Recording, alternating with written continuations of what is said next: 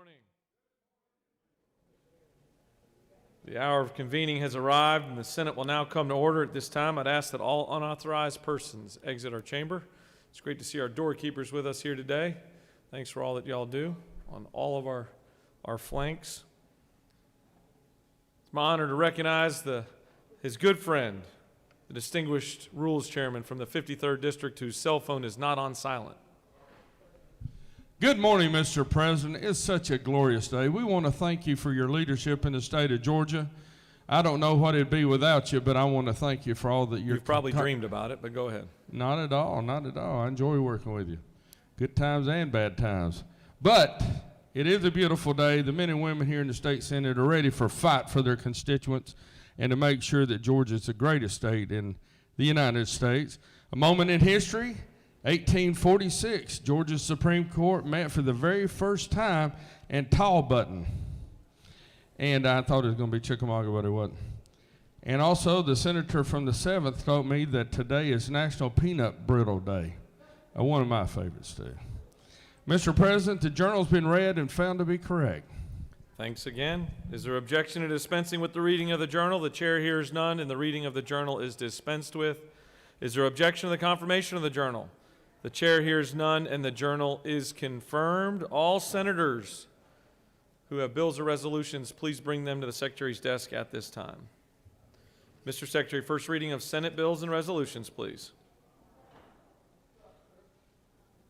Senate Bill 370 by Senators Cowser of the 46th and others, a bill to be entitled an act to amend Chapter 7 of Title 48 of the OCGA relating to income taxes so as to enact the Fostering Success Act, to provide for tax credits for certain contributions made by taxpayers for certain foster child support organizations, to provide for definitions, to provide for an aggregate annual limit. Finance.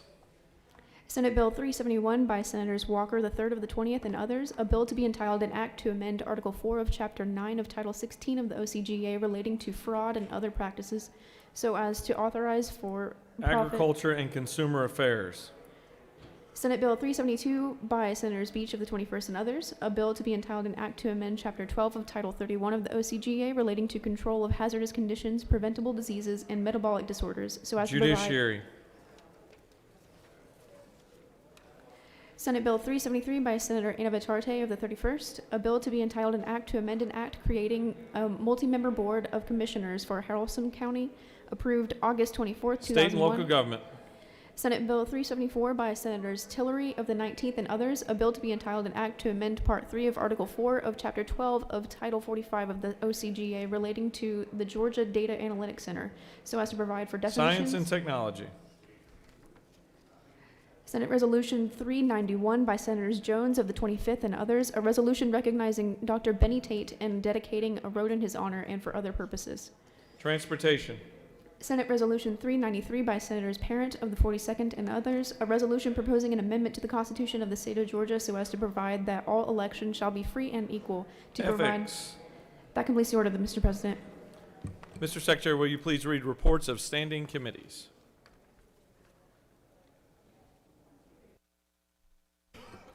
Mr. President, the Senate Committee on Insurance and Labor has had under consideration the following legislation and has instructed me to report the same back to the Senate with the following recommendation. Senate Bill 330 do pass. Respectfully submitted, Senator Burke of the 11th District. Chairman. Also, Mr. President, the Senate Committee on State and Local Government Operations has had under consideration the following legislation and has instructed me to report the same back to the Senate with the following recommendation. Senate Bill 347 do pass. House Bill 870 do pass. House Bill 871 do pass. House Bill 874 do pass. Senate Bill 362 do pass. Senate Bill 367 do pass. Senate Bill 368 do pass. Respectfully submitted, Senator Harbison of the 24th District, Chairman. That completes the order, Mr. President. Mr. Secretary, will you please read bills and resolutions for the second time?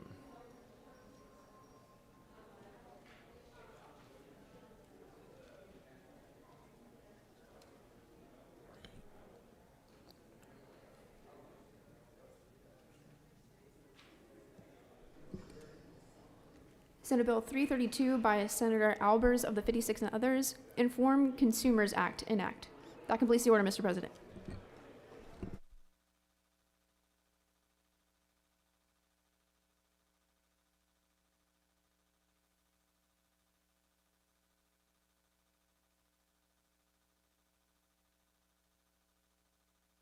All right, it's now time for our morning roll call. It is now time for our morning roll call.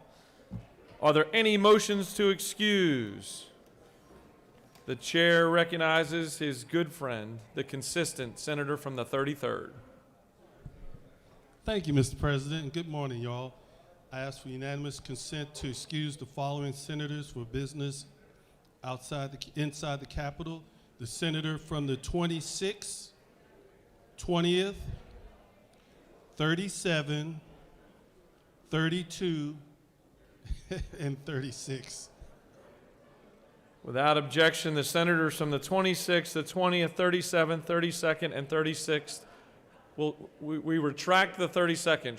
She has arrived. So we'll start again. The 26th, the 20th, the 37th, and the 36th, without objection, are excused. The chair recognizes the senator from the 2nd. Thank you, Mr. President. I ask for unanimous consent to excuse the senator from the 15th. Without objection, the senator from the 15th is excused. Are there any additional motions to excuse? The chair sees none. The secretary will call the roll. Senators, signify your presence by voting the A switch. The secretary will unlock the machine.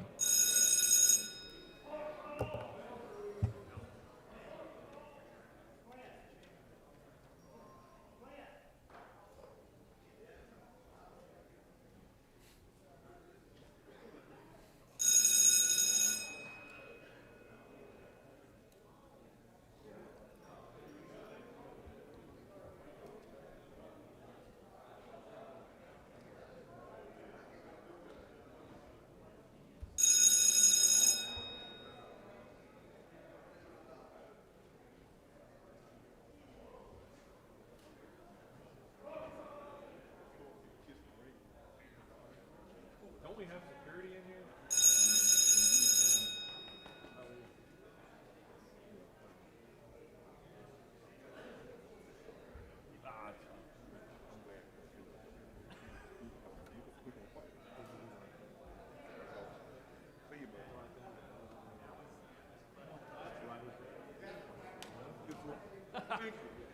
Bye, dude.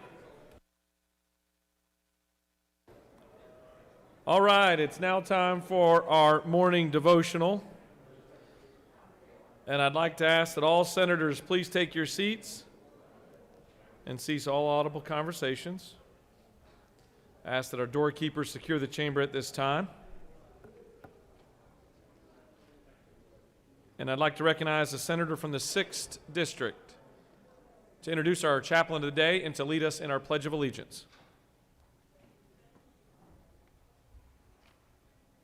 Good morning. Let's do the pledge to the flag. I pledge allegiance To the flag of the United States of America, to the republic for which it stands, one nation, under God, indivisible, with liberty and justice for all.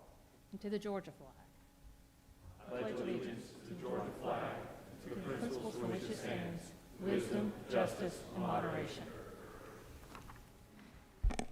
Good morning. I'm honored to welcome our pastor of the day, Dr. Charles Gardner. Dr. Gardner is no stranger to this chamber and really has come every session since I have been in office, and I really, really appreciate that. Dr. Gardner is the founding pastor of Redwood Church. Redwood is an independent church in the Wesleyan tradition. Prior to starting Redwood, he served for 20 years as a pastor in the United Methodist Church, serving 5 different congregations in North Georgia, including 3 in the city of Atlanta. Dr. Gardner holds degrees from Georgia Tech, the Candler School of Theology at Emory, and the Wesley Theological Seminary in D.C. Charles is a native Atlantan and resides in Buckhead. His wife Shannon works at the Chick-fil-A Support Center, and their son Zach is a senior at Woodward Academy. Please join me in welcoming Dr. Gardner.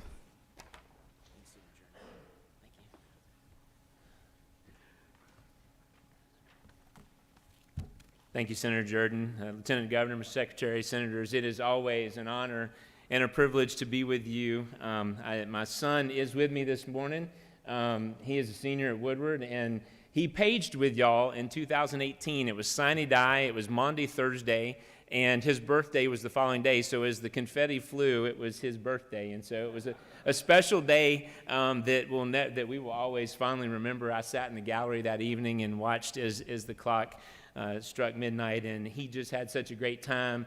And so thank you for your hospitality to him then, and to me always, and to the two of us today. I'm going to brag on him a little bit. Several of you have asked, as a senior, we learned just before Christmas that he had been accepted to Princeton. And so God help us, he's going to study politics at Princeton. So, well, I want to ask you this morning, how many of you have been playing the Phenom game Wordle?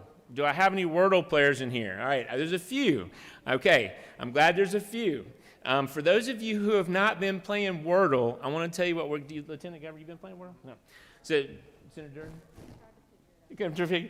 So Wordle is an online game, and in the day and age that everything is in an app, it's not an app. It is a browser-based game. There's one game a day. There's one puzzle a day, and you get 6 chances to guess a 5-letter word. Now, one of the big discussions online is the strategy of which words you pick first, because how you start is very important, right? How you begin what you want to do is very important. So there's all these various strategies, and there's the most popular word that is used as a first word. I'm not giving anything away. Is ado. Because you can get 4 vowels, and so the idea is you're eliminating letters, and what happens is you progress. Little squares will light up, and if the letter you've guessed is in the puzzle and it's a correct letter, it's in the correct position, it'll be green. If the letter is in the puzzle but it is not in the correct position, it'll be yellow, and if the letter is not in the puzzle, it'll be grayed out. And so it's become it's just exploded. It was a gentleman actually wrote the program for his partner because she loved solving puzzles, and it was just something he did on the side. And I started watching this just explode over the couple of weeks. And there were a few lessons that I think I've learned from Wordle. James is laughing. He's like, Lord, I've heard him do stuff like this before. A few lessons I've learned from Wordle. The first one is that sometimes less is more. It's a game. It's the most simple game. It's like going back to when I was a kid, and the very first video game I had was Pong, which you just turned a little dial and tried to have a dot going back and forth, and I played that thing for hours. And so this is a game that's once a day. It's 5-letter words. It's 6 chances, and once you're done for the day. Now, it is a little addictive because you're waiting. You can actually play it as soon as it's midnight. So some people are staying up late at night so they can play Wordle before they go to bed at night. Also, that there are many different ways to get to the same destination. Sometimes we start in the same place, and we go all over the place, and we end in the same place. Some of us start in vastly different places, but yet can always end up at the same place. And so where we start, and what's interesting is that people can share how many times it took them to solve the Wordle. And it doesn't solve it because it's the same word for everyone each day, but it has their progression, and you see the blocks on the screen and how they got to where they got. Today's word took me the entire 6 chances. I was getting very frustrated, and I got it on 6 chances. I saw someone who got it in 2 tries. Third lesson that I've learned is that sometimes you need a little luck. Sometimes you just need a little luck in life, right? Because this puzzle, if you pick just the right word off the bat and it has enough letters in it, then it becomes easier. And sometimes you get 2 or 3 in and you just don't see it. And yesterday's word was relatively easy, and my wife was trying to solve it. She takes a piece of paper and she tries to write it down because she doesn't want to type it in. So we went to dinner last night at Houston's, and I think our server thought I was crazy. She was crazy because she's over there trying to solve her Wordle while we're having our chicken salad. So less is more. We can all get to the same place even if we start in a different location. And some days we all need a little luck. Now, I love the idea that it's these 5-letter words, and so I thought that maybe I would share a few words with you this morning that I love. before Wordle kind of exploded, my family and I decided that beginning January 1, we were going to read through the entire Bible together this year. So when Zach leaves for school, we're going to have to find a time in the evening where we can hop on Zoom or get a quick call in. And we're reading the Old Testament. We're reading an Old Testament lesson, a New Testament lesson, a psalm, and a proverb every day. And so we just finished Genesis yesterday. We're so glad to be through all the genealogies of Genesis. So we're in Exodus, and we're having fun with that. So we have rooted our year in God's Word. And it's interesting because the Greek for God's Word is logos, L-O-G-O-S, so it's a 5-letter word. I don't know if it'll ever show up in Wordle. But there are some other words that I love as well. Faith, light, grace, mercy, and peace. And in John's Gospel, some of my favorite words in the Bible is, in the beginning was the Word, and the Word was God, and the Word was with God. He was in the beginning with God, and all things came into being through him, and without him, not one thing came into being. What comes in being in him was life, and that life was the light of all people. The light shines in the darkness, and the darkness will not overcome it. I want to leave you with 2 4-letter words this morning. Now, I know this august body doesn't know any 4-letter words, and no 4-letter words get used under this gold dome, but I got 2 4-letter words to leave with you this morning: love and hope. We just need a little bit more love, and we need to lean into hope. And that is the good word for this day under this capital. Thank you for all you do. Will you pray with me? Almighty God, we do lean on your word that encourages us to love our neighbor, to put others' needs before our own, to be sacrificial in the way that we serve. And we give you thanks for the way those gathered in this room serve our state in such wonderful ways. God, we pray for the citizens of our great state of Georgia. We pray for our lieutenant governor, for the secretary, for these senators, for all those who serve us. May your presence, may your peace be with them in this day and throughout the rest of this session. I offer this prayer in the name of Christ, my Lord. Amen. Thank you.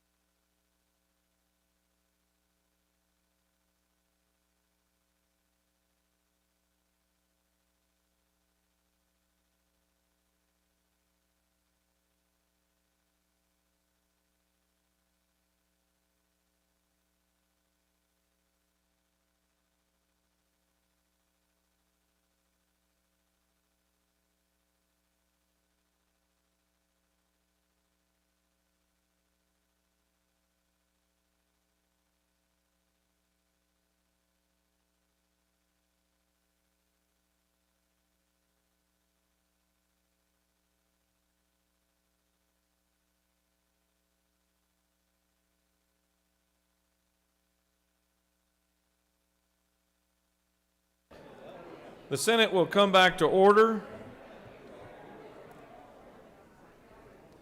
Are there any unanimous consents? The chair sees none. Does any senator wish to rise on a point of personal privilege? Chair recognizes the senator from the 32nd for a point of personal privilege.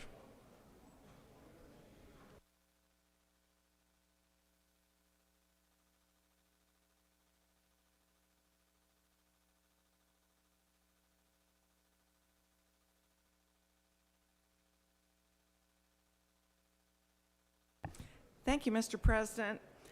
I rise this morning to congratulate someone very important in Cobb County and really across the state. His name is Marietta Police Chief Dan Flynn, and he's retiring at the end of this month. Chief Flynn has served as the Marietta Police Chief since 2007, but his career goes way before that. He started in law enforcement in 1973 in Miami, retired after 27 years, and then became the Chief of Police of Savannah Police Department, and later the combined Savannah-Chatham Police Department. I just wanted to highlight a few things that I've gotten to know about Chief Flynn. One is that he's one of the first police chiefs in the state to really recognize that mental health was somewhat of a different animal than other parts of law enforcement, and he has developed programs for co-response, and you'll be hearing more about that later in the session. He also regularly attends and helps to lead the Elder Abuse Task Force in Cobb County and Northwest Georgia, as well as the Recovery Council in Cobb County. And then the last thing I want to say about Chief Flynn is his leadership is probably the main reason that the Marietta Police Department regularly doesn't have a deficit in recruiting like many of our other departments do. So we're going to miss Chief Flynn a lot, and I think this time maybe his retirement is actually going to stick, and I want to congratulate him on this occasion. Thank you, Mr. President. I yield the well. Chair recognizes the senator from the 34th for a point of personal privilege.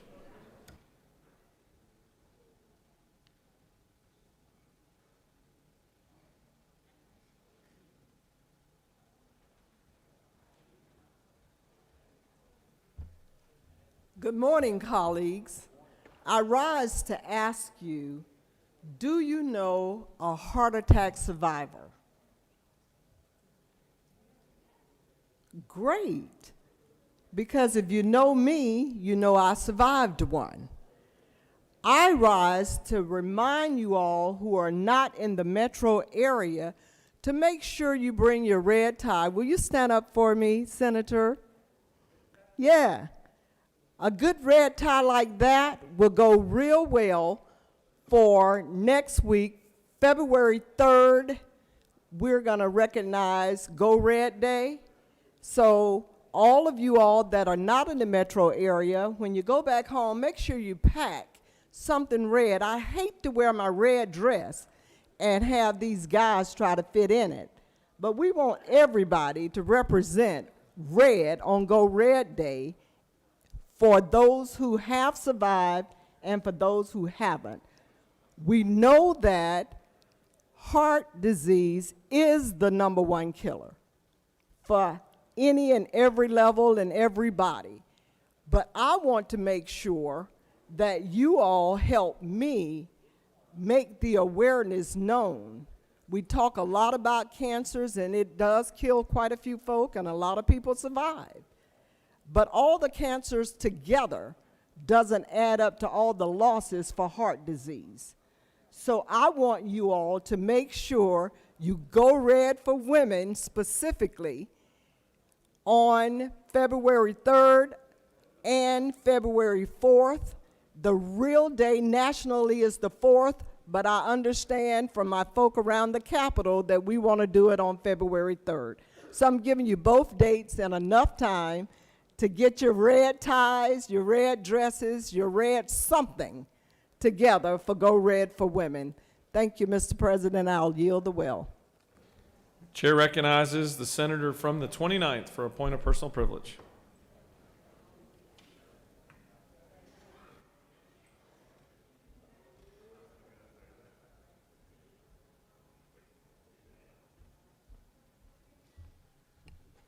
Thank you, Mr. President.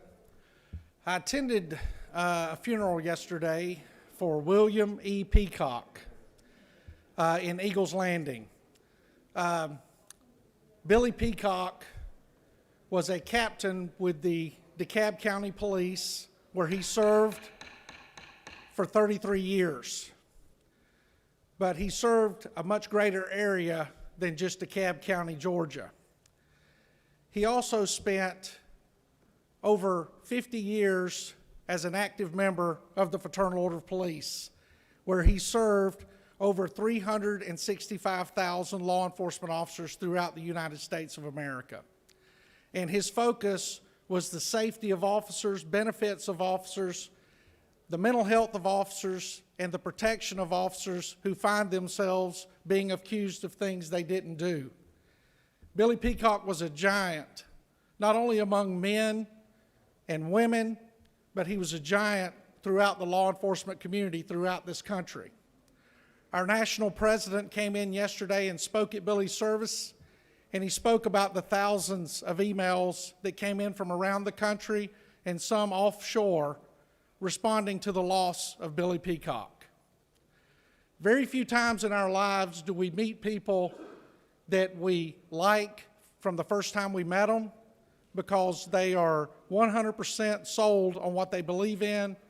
They have no hypocrisy, and they champion their cause from the first day you meet them till the day they drew their last breath. And that's the man that Billy E. Peacock Jr. was. I would like to ask for a brief moment of silence, please, in the remembrance of a champion of law enforcement. Senators asked us all to rise for a moment of silence. Thank you all. God bless you. Thank you, Mr. President. I yield the well. Chair recognizes the senator from the 21st for a point of personal privilege.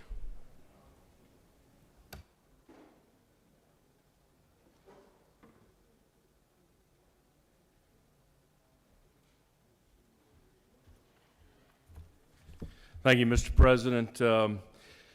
Senators, I come to you before today to tell you a little story. A year ago, I was requested to meet with some citizens, and I met with them. They were frustrated, and they were fearful.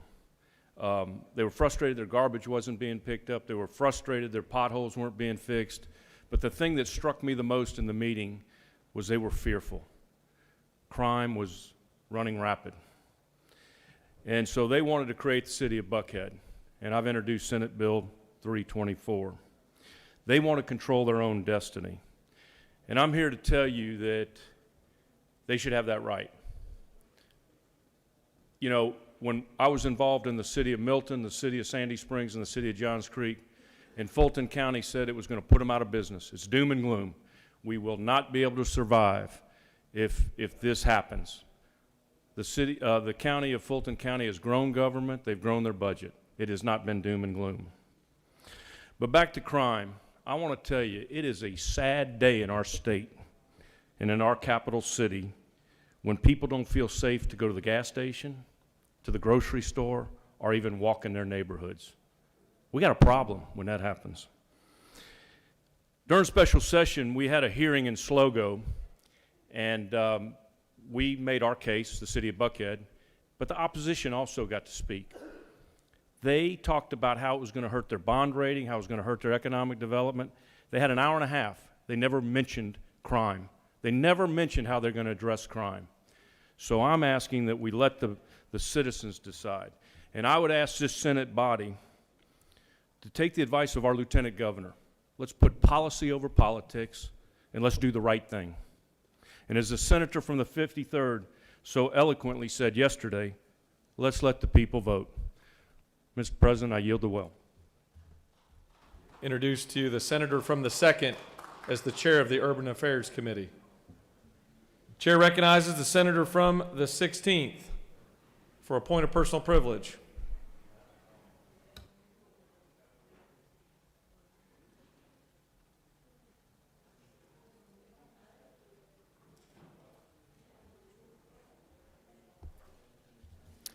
Ladies and gentlemen, I want to recognize the doctor of the day.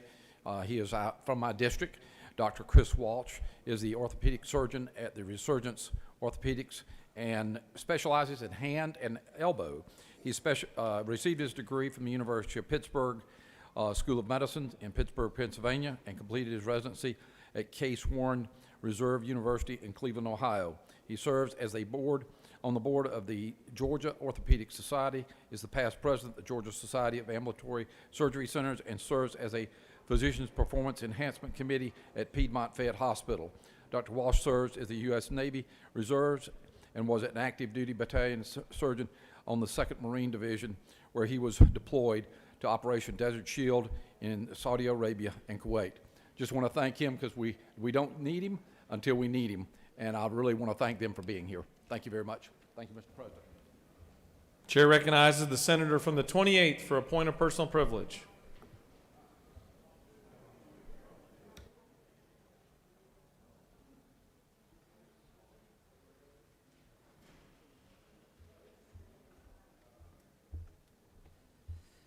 Thank you, Mr. President. Today I rise to, I want to honor two people. I was originally coming down to honor one, but I do want to point out that our own colleague and the Dean of the Senate, the senator from the 15th, being inducted into the Georgia Association of Broadcasting Hall of Fame, and you'll see that on your desk, and I do want to congratulate him for that, and it's an honor well deserved. But my original and the real reason I'm down here is I want to honor my high school football coach, Coach Max Bass, and he passed away over the weekend. And quite honestly, I didn't want to come here today, and selfishly, I wanted to be at his funeral that's going to be kicking off here at 11 o'clock. And he was just a great man. He coached all the way to the end. Me and my brother went and visited with him a couple months ago, and we were running just a few minutes late from when we told him we'd be there, and we got there, and first thing he said to us, he said, "Boys, you done lost your discipline." But we sat and we visited with him, and just he always taught us about life, and he always taught his kids how to be a better person. And it wasn't necessarily about being a better football player, but it was about having pride in yourself, having pride in your team, having pride in your city and your school.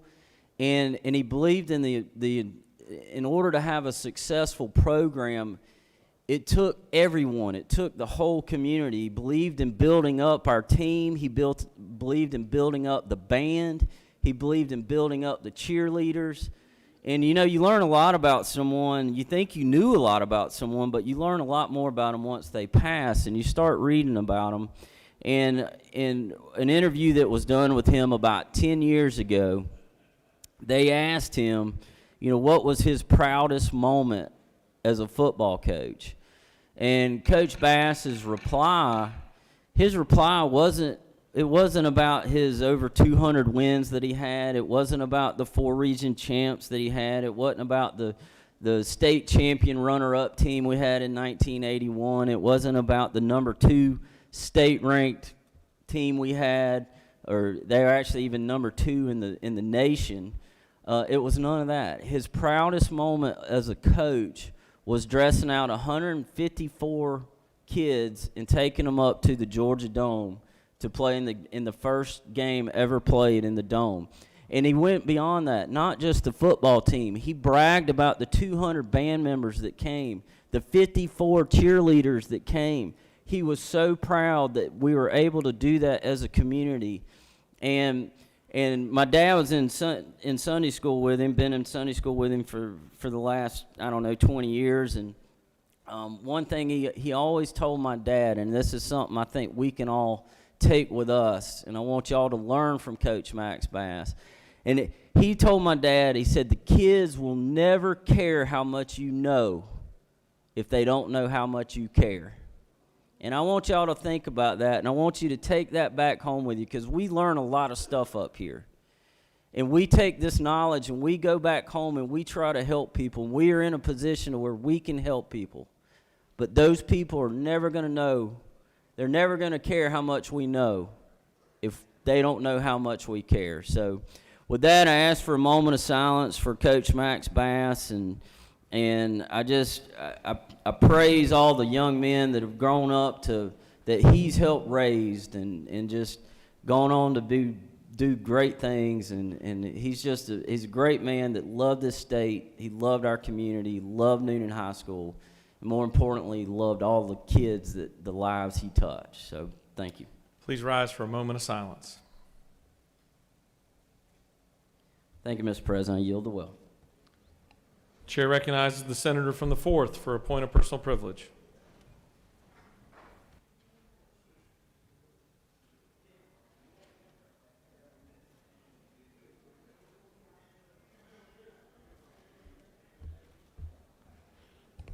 Mr. President, thank you for recognizing me. I've learned over time there are 3 types of people in this world. There are people that make things happen, there's people that watch things happen, and there are people that wonder what happens. And I'm going to tell you about a person that made things happen in our community.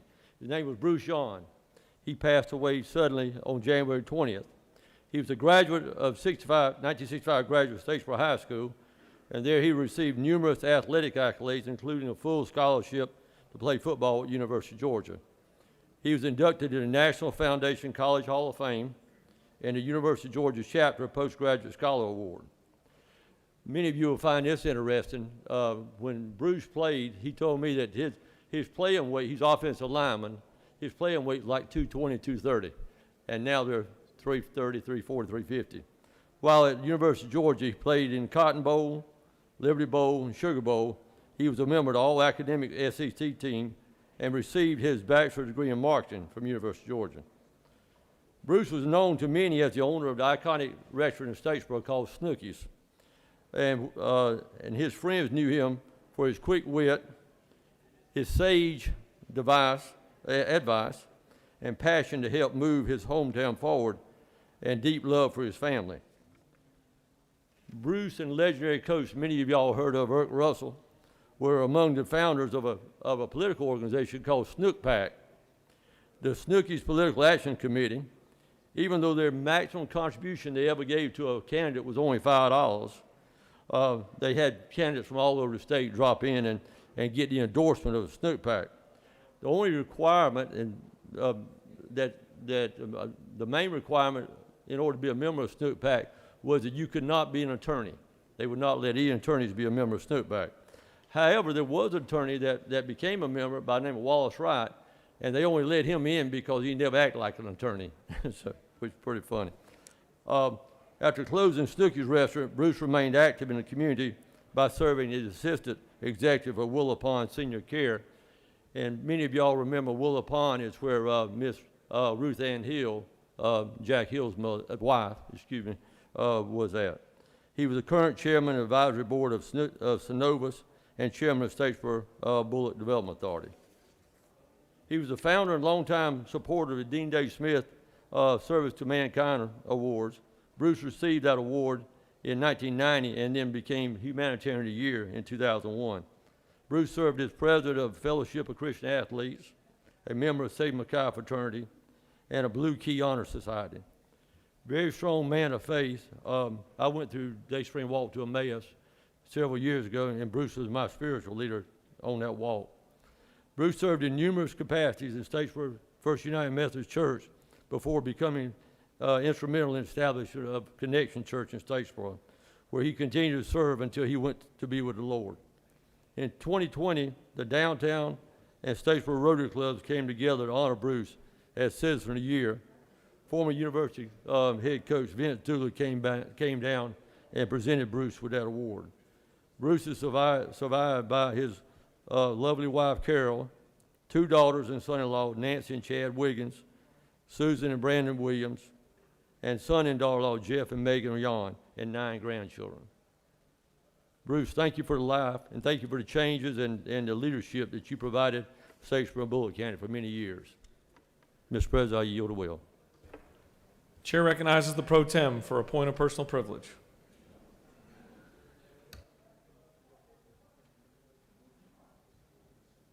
Thank you, Mr. President. What if lawyers couldn't be in that organization, could car salesmen be in there? Ladies and gentlemen, this is School Choice Week, January 23rd through 29th. And the governor signed a proclamation to that effect, and it's important that we recognize this. We have a resolution today on the floor, and it's before you today is Senate Resolution 394. And I thought it was important to take a moment to talk about school choice because school choice matters. Education is important. Education is the key to the future. Education is the great separator. It really empowers all people, young and old. There are 159 counties in this state and 181 school districts and 2,200 schools and nearly 115,000 teachers with approaching 2 million students, 1.6 million. But sadly, all these school districts are not equal. Not all the students are learning, and not every parent is getting their money's worth. We spend about $10,000 per student educating the students in Georgia, and that, my friends, is a lot of money. Some schools are incompetent. Some schools are not effective. And not every school is a place of learning. I'm very fortunate to represent the 49th District, and we have incredibly strong schools in our district. Our schools should be institutions of knowledge and learning, teachers, dedicated public servants, and the curriculum rigorous. And those parents who do not have the opportunity to send their children to such a school should be afforded an opportunity to send their children elsewhere. We've passed meaningful school choice legislation in this body, and we will continue to pass meaningful legislation. And I love that progress. As I travel around the state, and as you travel around the state, one thing we know for sure is we're at a crossroads. You know, revolutions are being fought in the classroom, not in the streets anymore, but in the classroom. And it's time that parents were given the tools that they need to keep their children out of the fray. I'm interested in us educating the next generation of leaders, entrepreneurs, inventors, those individuals who will continue to be the next great generation of Georgians. I ask y'all to join with me in celebrating School Choice Week. Thank you very much, Mr. President. I yield the well. Chair recognizes the senator from the 37th for a point of personal privilege.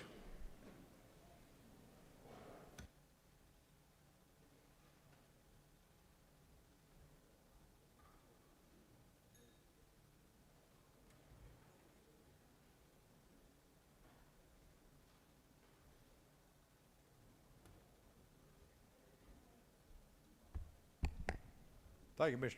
President. I think I've set a record for me. It's the first time I've been to the well 2 days in a row in 12 years. I wish I wasn't here today, but I want to share that our former commission chairman, Mike Boyce, who served as our chairman in Cobb County from 2017 through 2020, passed away yesterday. He had a stroke about 10 days ago in Indiana, and he never recovered from it. Our hearts are heavy. I'd ask for your prayers and thoughts for his family. He served well. He worked awfully hard for 4 years, and I appreciate it. He was a friend of mine, a friend of a lot of people, and we've lost someone who gave an awful lot of time and service to Cobb County. Mike Boyce, and his wife's name is Judy, if y'all would remember him. Thank you. Chair recognizes the senator from the 36th for a point of personal privilege.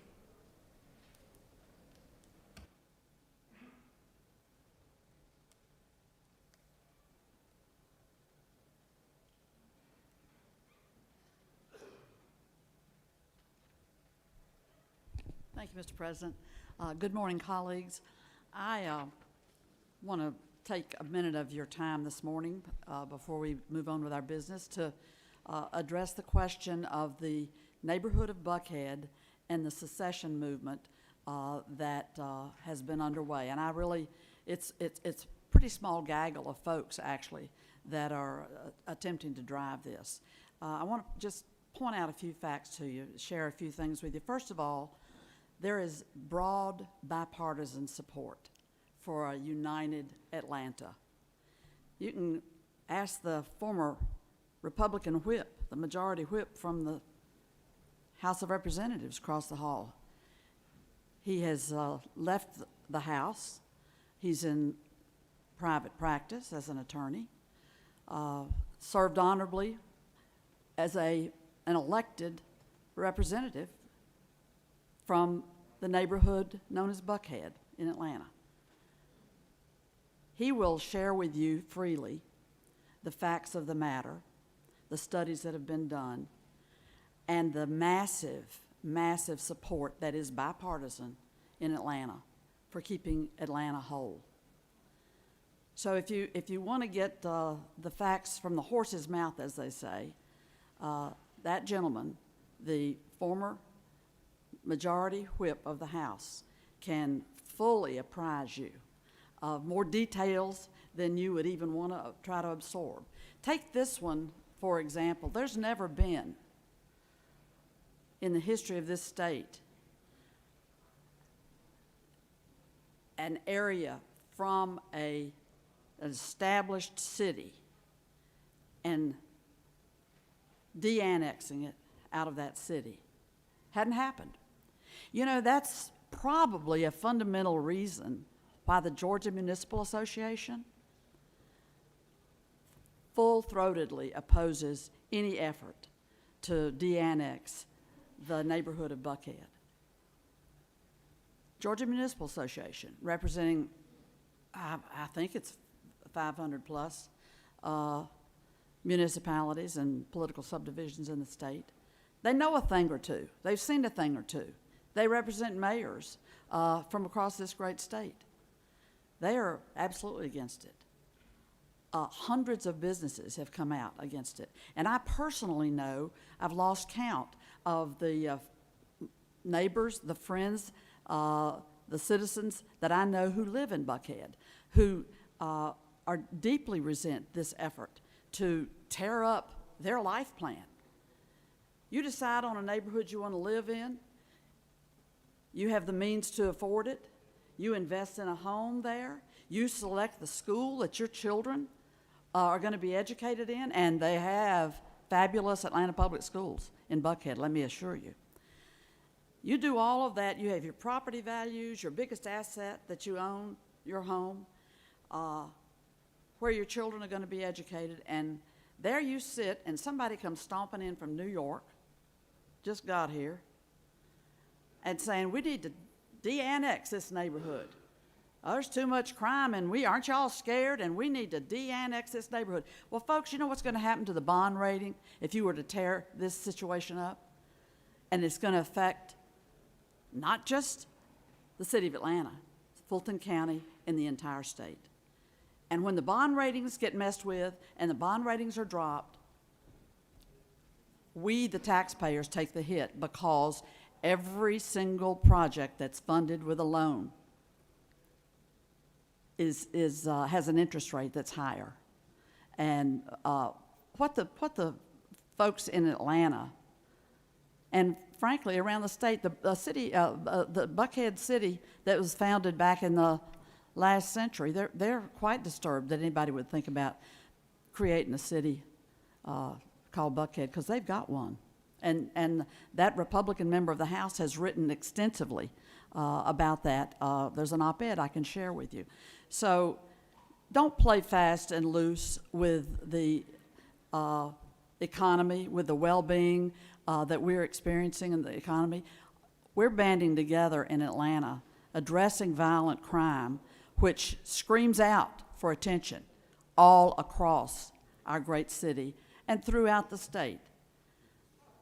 Thank you for your attention today, and carefully weigh this issue as we move forward in this session. Thank you.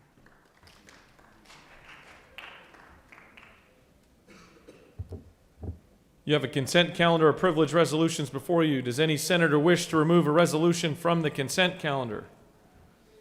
Is there objection to adoption of the resolutions on the consent calendar? The chair hears none, and the resolutions are adopted.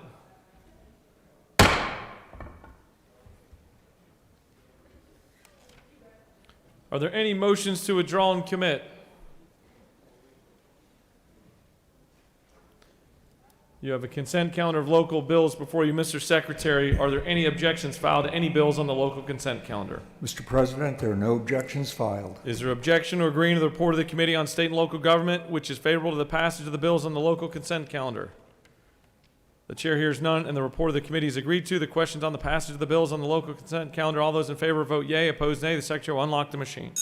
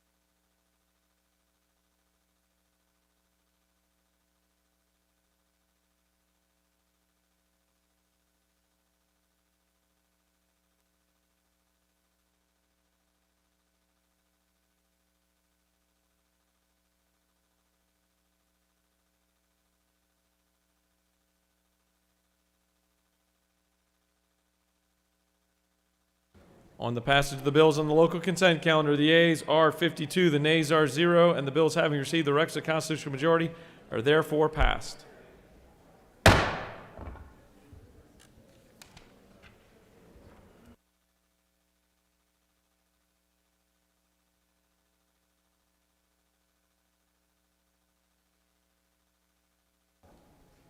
All right, we're going to take up a special action. Yesterday, the senator from the 19th gave notice of his intention to make a motion on House Bill 334. At this time, I'd like to recognize the senator from the 19th for that purpose. Thank you, Mr. President. I ask for unanimous consent that House Bill 334 be taken from the table. Mr. Secretary, will you please read the caption?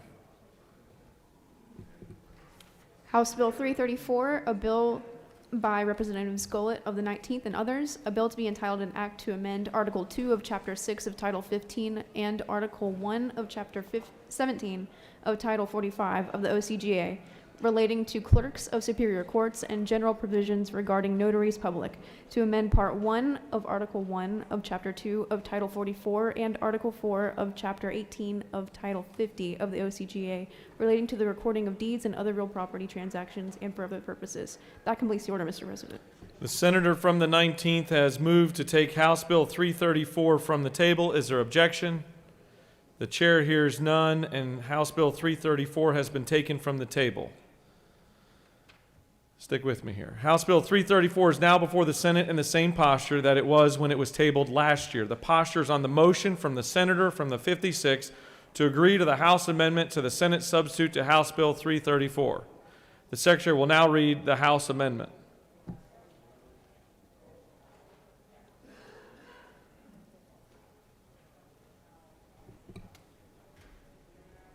The House offers the following amendment.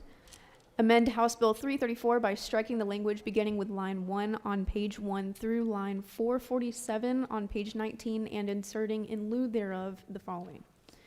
To amend Article 2 of Chapter 6 of Title 15 and Article 1 of Chapter 17 of Title 45 of the OCGA relating to clerks and superior courts and general provisions regarding notaries public, respectively, so as to provide for remote online notaries public and remote online notarizations, to provide for and revise definitions, to revise the power of the Georgia Superior Court Clerks Cooperative Authority, and for other purposes.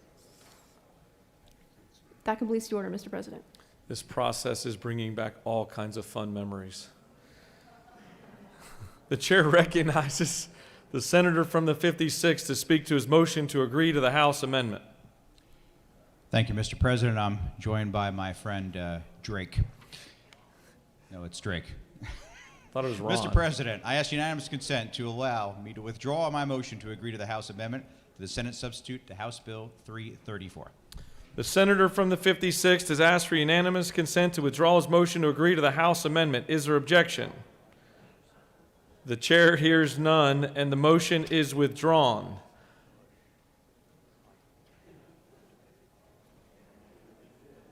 The chair would now like to recognize the senator from the 19th with, is it Ron?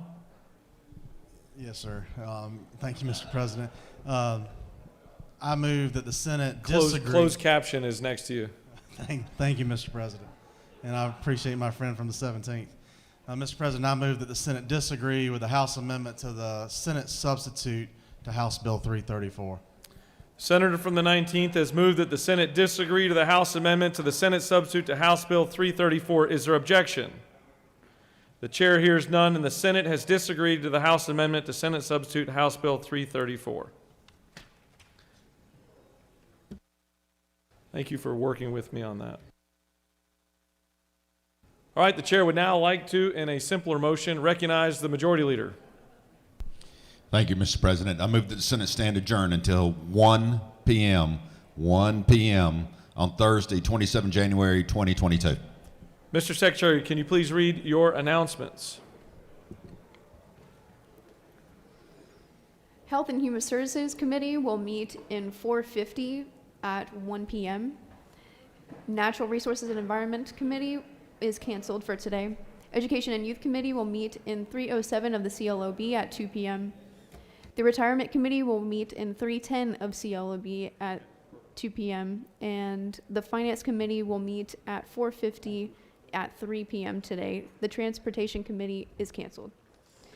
That completes the order, Mr. President. Does any senator wish to make an announcement? The chair sees none. I'm going to make two announcements here for our good here. There will be the biennial panoramic photo of the Senate next Wednesday, February 2nd. So pick out your best outfit to be memorialized in the panoramic. And also tomorrow, just to make sure you hear the final adjournment, is we're going to be in session at 1 o'clock tomorrow. So I just want to make sure I bring that to everyone's attention. So the majority leader has moved that the Senate... Oh, we have an announcement. I don't see your button pushed. I recognize the senator from the 36th. Mr. President, I appreciate your kindness. I just wanted to announce, we just heard that we're going to convene at 1 o'clock on Thursday, on tomorrow. The Working Families Legislative Caucus will have lunch in room 307 over at the LOB and an hour-long Zoom opportunity before we convene. So you are welcome to join us to pick up a lunch in 307 LOB and Zoom with the caucus for its hourly meeting with presentations on matters of interest and concern to working families in Georgia. Thank you very much. The majority leader has moved that the Senate stand adjourned until Thursday, January 27th, 2022 at 1 p.m. All those in favor of the motion signify by saying aye. Opposed, no. Ayes have it. Senate stands adjourned.